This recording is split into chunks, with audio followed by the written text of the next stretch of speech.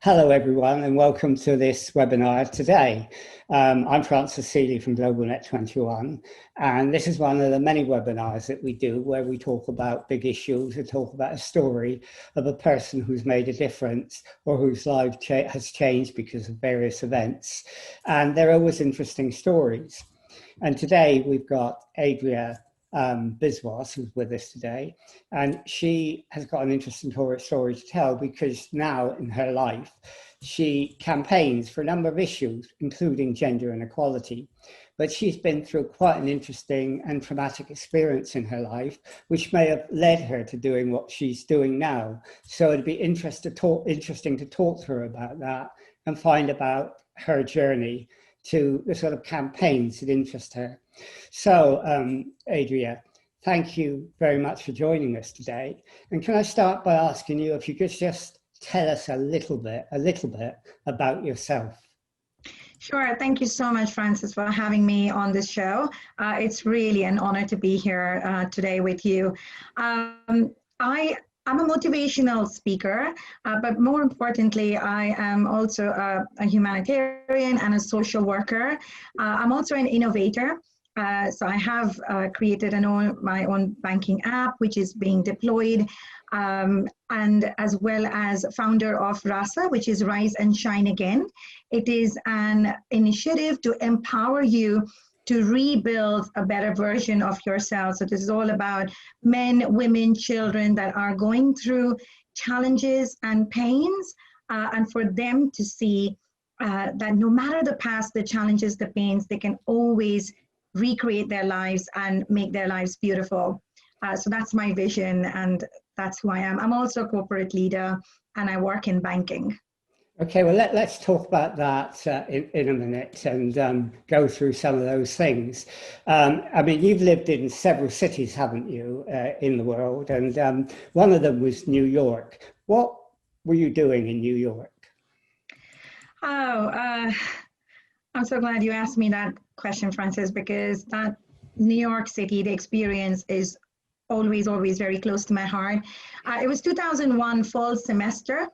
I had literally started Columbia University. I was very excited. It's an Ivy League school, and I was doing my master's in wireless and telecommunication.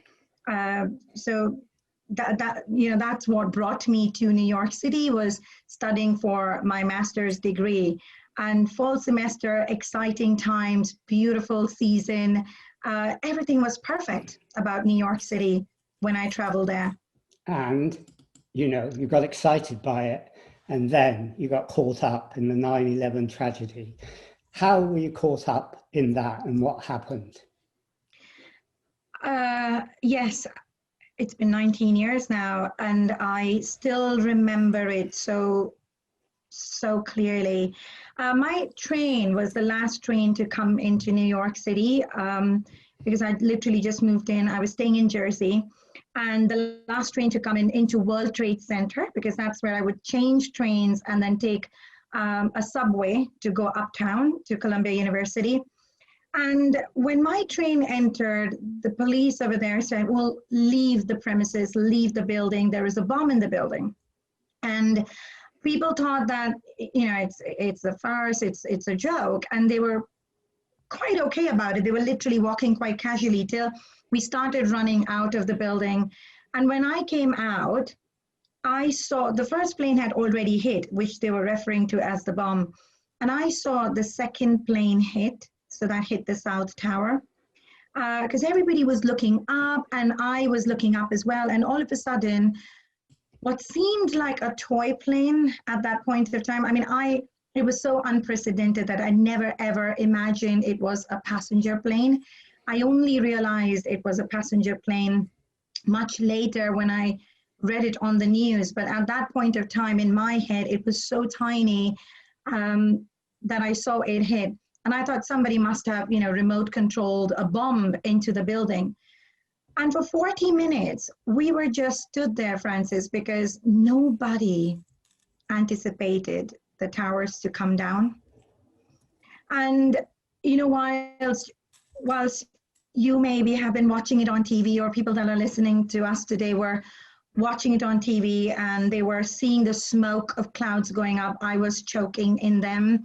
Uh, Actually, in those 40 minutes, I saw mums looking out for their daughters, employers looking out for their employees, gathering them together.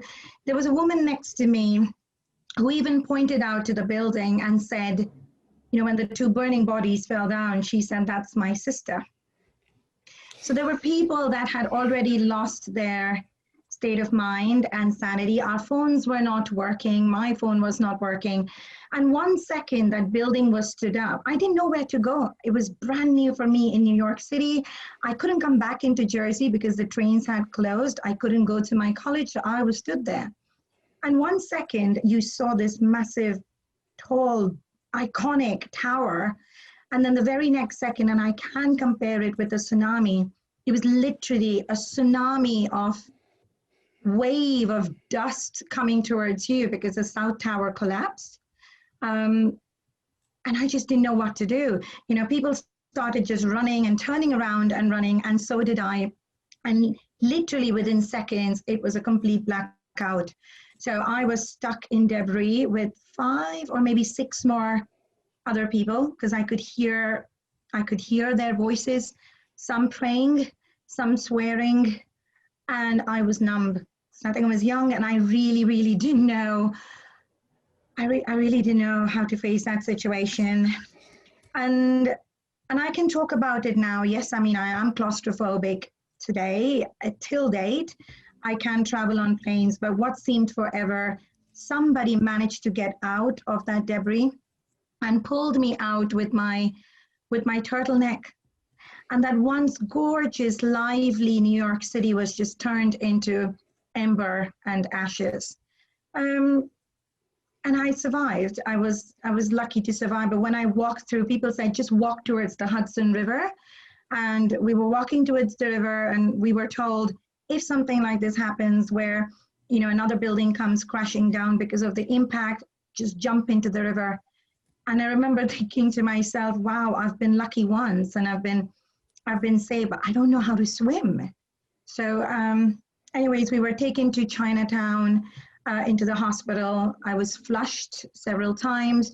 I met many other survivors there, and some, they were telling stories of how they were on the top tower, literally on, you know, the 97th floor, etc., where they came down even though they were told to stay up in the tower, and they were telling us their story. So I didn't talk.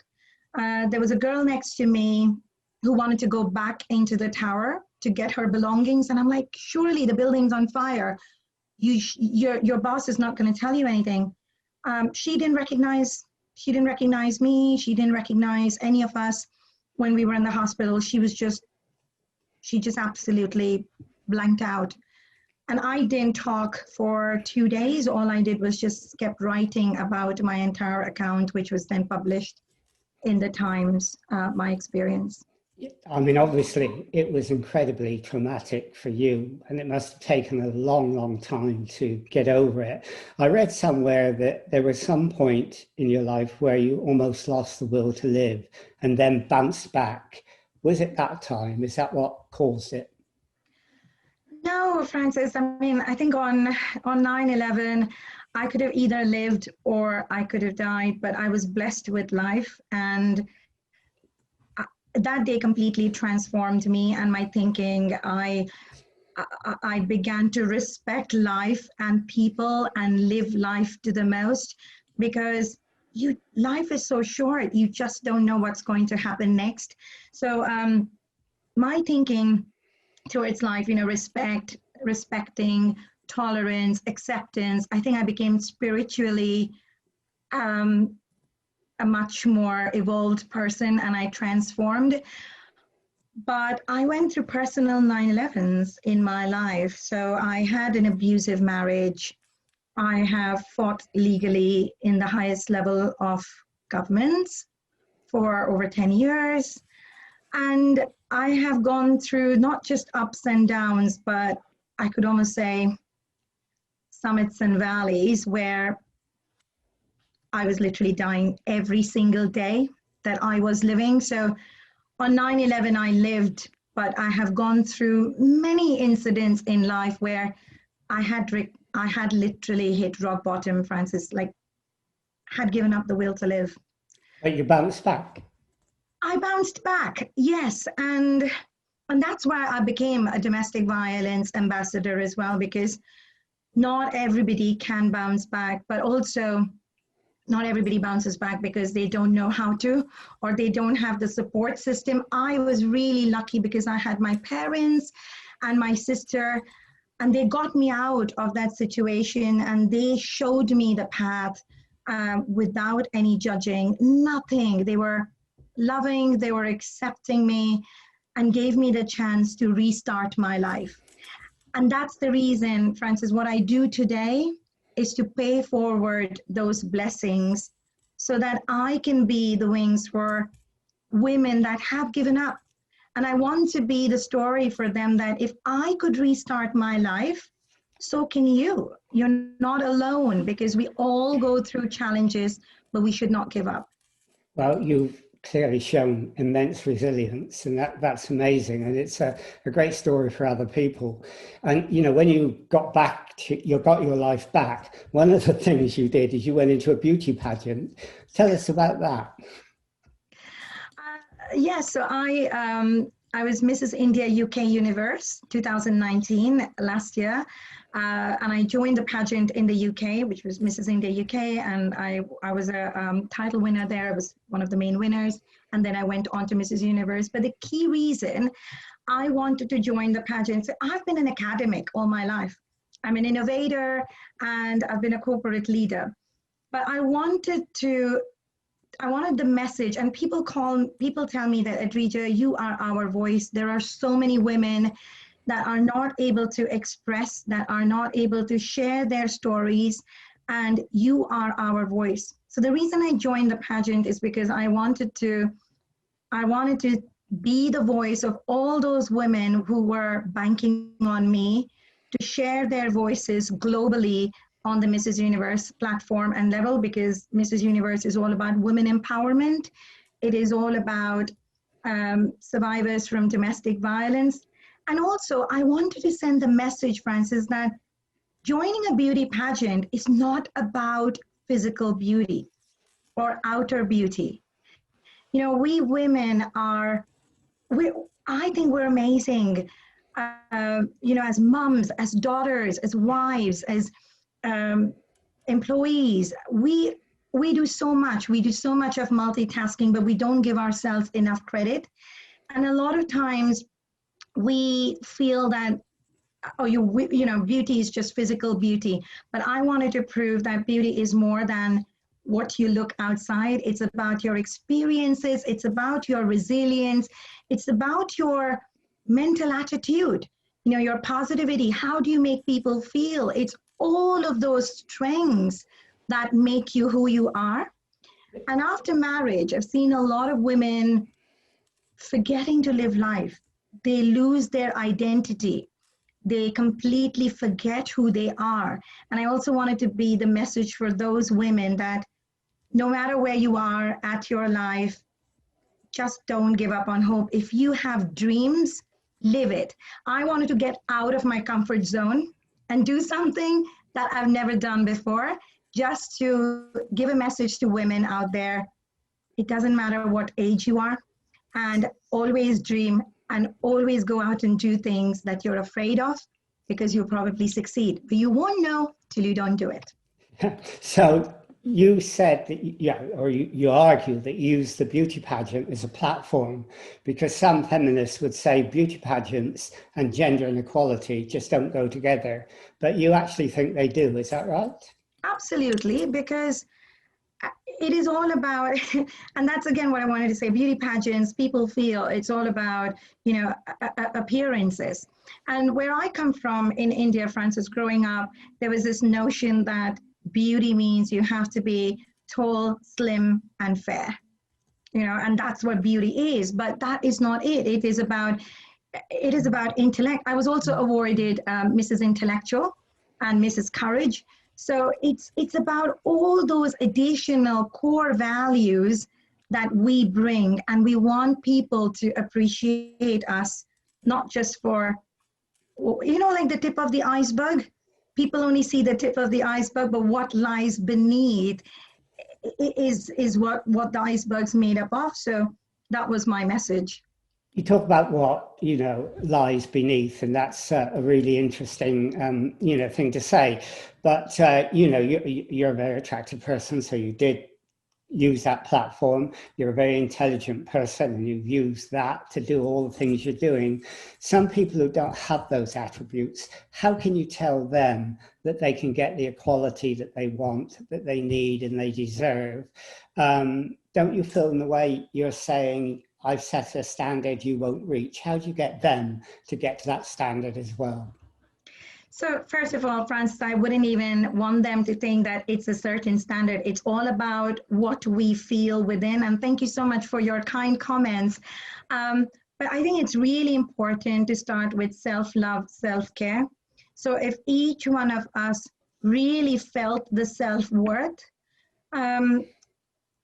when I was going through those personal 9/11s that I talked about, when I hit rock bottom, I had no self-worth. So when you're talking about people that feel that they're not beautiful, they're not intelligent, they're nothing, I was at that state. And hence, because I know that I have transformed myself out of that state, I know people can do that. It's just by respecting yourself, it's by loving yourself, and by knowing that these are my dreams, these are my strengths, and this is what I want to contribute in the world. And when you start with that vision, and when you have that passion, it just follows. Does it follow for everyone? Because, having self-love, having self-worth is a really important message. But people who live in poverty, people that live in slums, they're going to find that very difficult. So isn't equality more than just your own self-worth? It's about changing the structures in society that create conditions where people find it very difficult to develop that self-worth. You're right. And I think it's all about equal opportunity as well, because we all have the talent in us. But as you said, right, if they didn't have the platform, if they don't have the opportunity, how would they showcase it? So you're absolutely right, Francis, and I stick by it that gender equality is more than just gender and equality for men and women, but it's also about giving them the opportunities. So a lot of times when I'm working on domestic violence, there are women and girl children that don't have equal opportunities. Boys are treated separate to girls. Boys are given all the education, and women are said, they're told, they're kind of put in a box, like a preconceived, predetermined box, that you need to look after their family, you need to look after the children. But women can have dreams, and if we don't get the opportunity, where does it say that a woman can't be a pilot or an astronaut or whatever dreams that they want to dream? So part of the work that I do is working with families and communities and societies to show them that we have evolved, all of those thinking, societal pressures of women are certain roles, girls have to do certain roles, has evolved. Men and women today are, and especially with COVID, you've seen, we're both looking after families at home, we're both working from home. So we should give our girls equal opportunities, and that's how we'll be able to make a difference. So, when you do the things you do, it's not about campaigning, is it? It's not about sort of attacking the government. It's about saying to women, saying to families, look, if you create the right attitudes, and if you have the attitude of Obama, yes, I can, then you can. And is that what you're trying to get over, first of all? Don't live in a hopeless state. Think that you can do something. That is spot on. So on 9/11, when I survived, I asked myself, why has God given me this life? And I realized that it was because I had to spread hope, and I had to spread happiness in everything I do and wherever I go. So the primary thing is to give people hope. And I'm not attacking or working against governments, or, I think it's men and women together. So the campaign is to raise awareness, that we need to have the dream. We don't need to ever give up on hope. And B, we need to work as societies to not judge people. If somebody wants to do something, let them be, give them the wings. It's about empowering. It's about empowering today's women so that they can be the role models for tomorrow's girls. Because you can't be something if you can't see it. So I want to kind of make sure that we create a society which is inclusive of men and women across multiple roles because we all have our own skill sets. And it's not just in the corporate world, but also, people from, I love music, so I'm a singer. And if somebody wants to sing, let them be. So it's all about hope and it's all about opportunities as well. In a way, you are dealing with some structural things, aren't you? Because I gather you're very involved in the 50-50 campaign.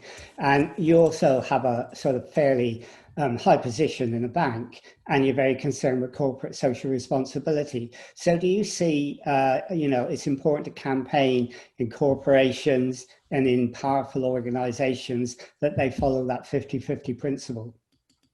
Absolutely. And I think a lot of these companies have already taken them on board. You will see way more women executives on top leadership roles than we probably had 10 years back, because it's breaking that mindset and it's breaking that barrier. And if we can work with our colleagues, so it's about being respected.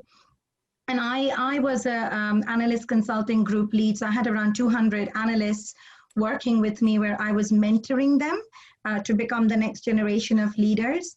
And I've come across such amazing talent, brilliant men and women, each have their own strength.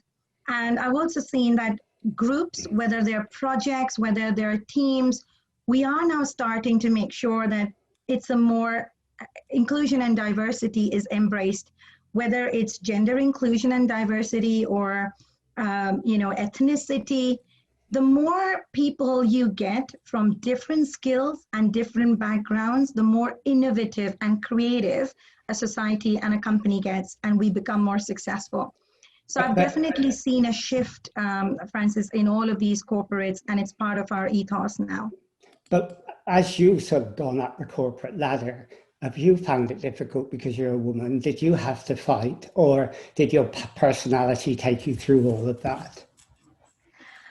That's a really interesting question, Francis. I have been, so I was in Accenture before I joined HSBC, and both these organizations are very, very high on inclusion and diversity, mental health advocacy. So I was a mental health ambassador as well. And we've had women leaders, and I've been a women leader mentor for a lot of employees.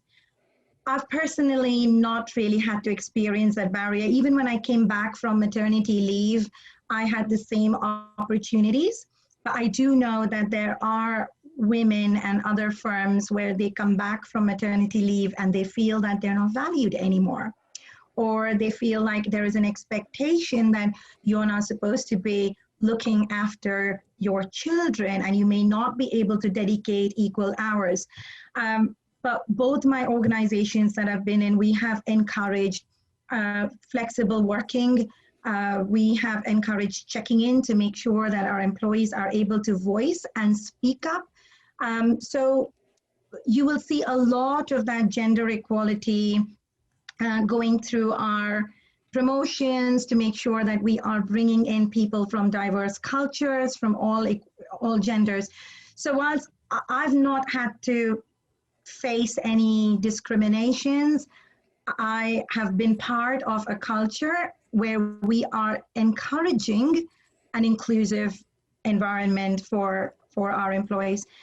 And it's across all levels. So, when I say inclusive, it's not just because I'm a corporate leader. I encourage our analysts and across all levels to become leaders. So it's about discovering the leader within you, no matter whether you are an exec or whether you're just a new joiner analyst.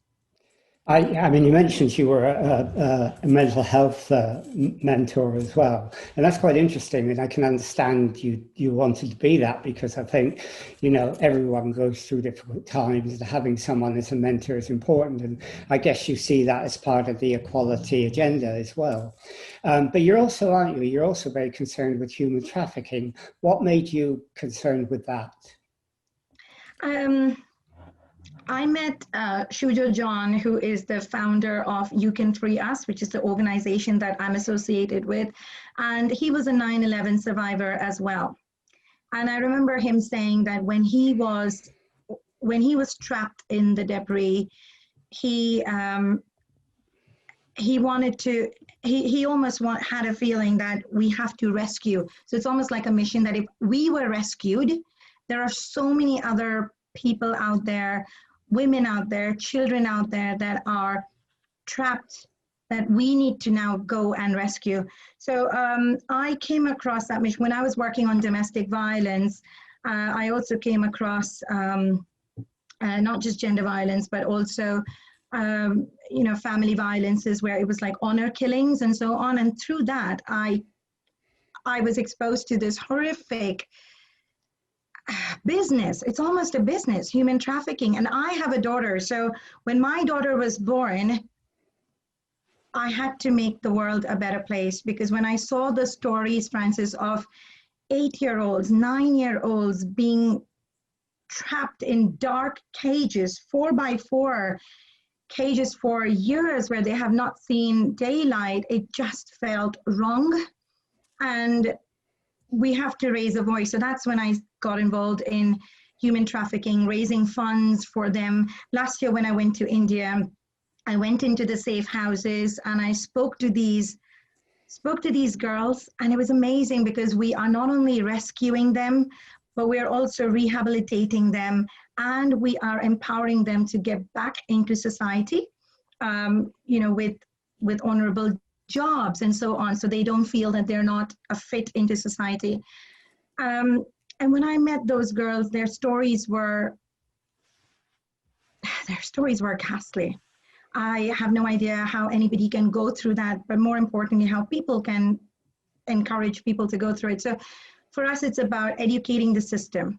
And that's where I've taken a stance where I want to educate our daughters to be fearless and our men to respect women.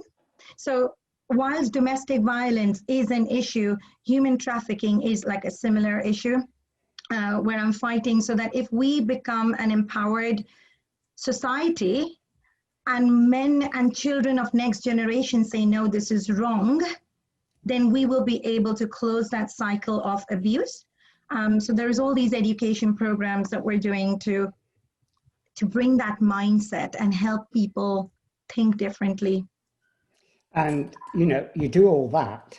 And on top of all that, you're an ambassador for peace through the Universal Peace Federation in the United Nations.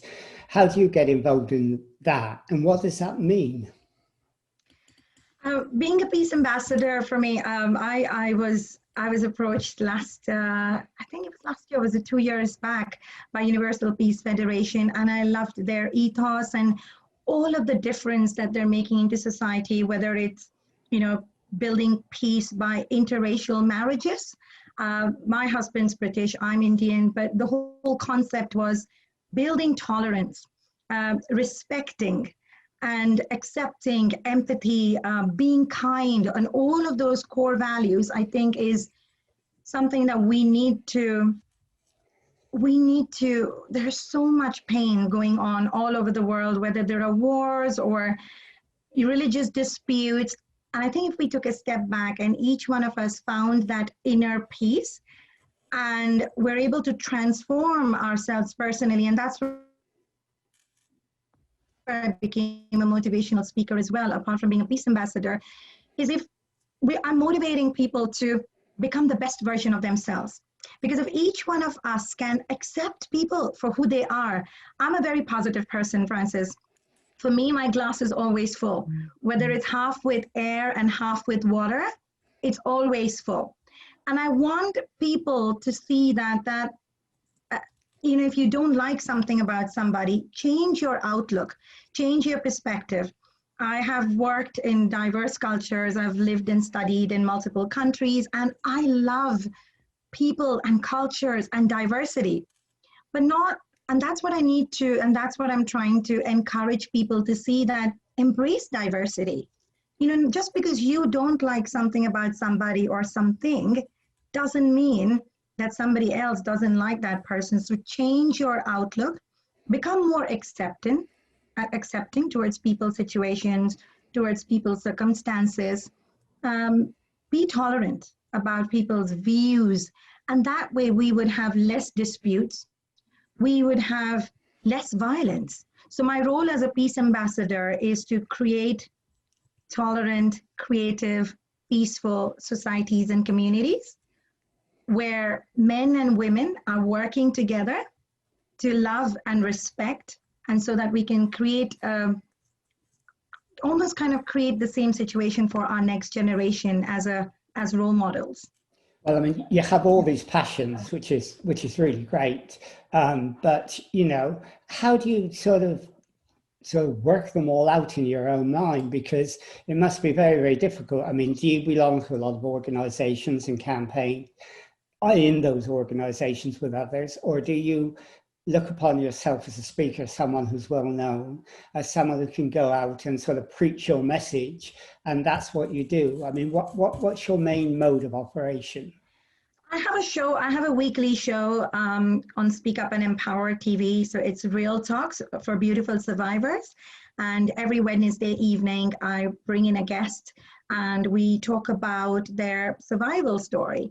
And we spread hope, and we spread the message that we are all going through challenges and pains, maybe all in different degrees. But I use my show as a channel to sort of inspire and motivate people. I am also invited on several talk shows. I go to schools and I talk about gender equality. I talk about corporate leaders, women empowerment, and the tools that we can use to transform all of those pains into our power, and how do we make ourselves powerful.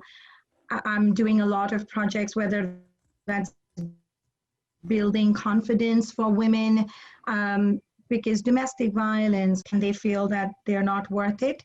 So it's about training them. It's about making them feel loved, making them feel valued. It's about helping them find their goals in life, and taking them through that path. I'm also part of some organizations, which is Lawani, Ladies of All Nations International.